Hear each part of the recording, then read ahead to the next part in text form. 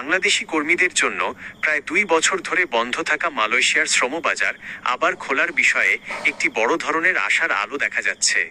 বিশেষ করে প্রধানমন্ত্রী তারেক রহমানের আসন্ন মালয়েশিয়া সফরকে কেন্দ্র করে এই আলোচনা এখন তুঙ্গে। মালয়েশিয়ার শ্রমবাজারের বর্তমান পরিস্থিতি এবং প্রধানমন্ত্রীর সফর ঘিরে সর্বশেষ আপডেটগুলো নিচে তুলে ধরা হলো। 1. প্রধানমন্ত্রীর মালয়েশিয়া সফর ও দ্বিপাক্ষিক বৈঠক। প্রধানমন্ত্রী তারেক রহমান তার দায়িত্ব গ্রহণের পর প্রথম বিদেশ সফর হিসেবে 21 জুন 2026 রবিবার মালয়েশিয়ার উদ্দেশ্যে ঢাকা ত্যাগ করছেন। 22 জুন তিনি মালয়েশিয়ার প্রধানমন্ত্রী আনোয়ার ইব্রাহিমের সাথে একটি অত্যন্ত গুরুত্বপূর্ণ দ্বিপাক্ষিক বৈঠকে বসবেন। এই বৈঠকের প্রধান এবং অন্যতম শীর্ষ আলোচ্য বিষয় হল বন্ধ থাকা মালয়েশিয়ার শ্রমবাজার পুনরায় উন্মুক্ত করা। 2. খোলার বিষয়ে আগের অগ্রগতি।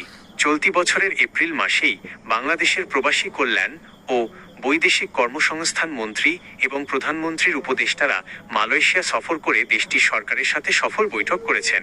সেই বৈঠকের পর একটি যৌথ বিবৃতিতে জানানো হয়েছিল যে মালয়েশিয়া তাদের চাহিদা অনুযায়ী পর্যায়ক্রমে বাংলাদেশ থেকে কর্মী নিতে এবং অভিবাসন খরচ কমাতে সম্মত হয়েছে। প্রধানমন্ত্রীর এই সফরের মাধ্যমে চূড়ান্ত সিদ্ধান্ত আসতে পারে বলে আশা করা হচ্ছে। 3. প্রধান লক্ষ্য সিন্ডিকেট দূর করা ও খরচ কমানো।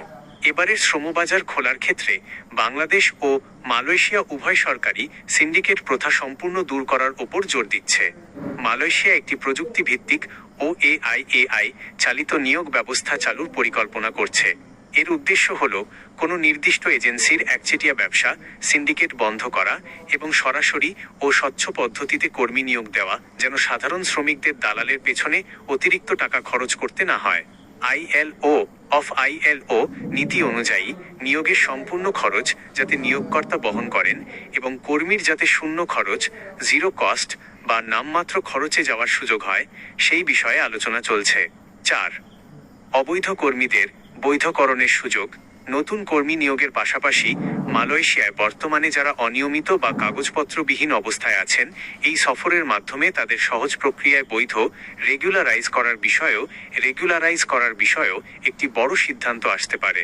জরুরি পরামর্শ: শ্রমবাজার খোলার বিষয়ে চূড়ান্ত চুক্তি বা অফিসিয়াল ঘোষণা আসার আগে কোনো এজেন্সি, দালাল বা মধ্যস্বত্বভোগীকে অগ্রিম টাকা বা পাসপোর্ট দেবেন না।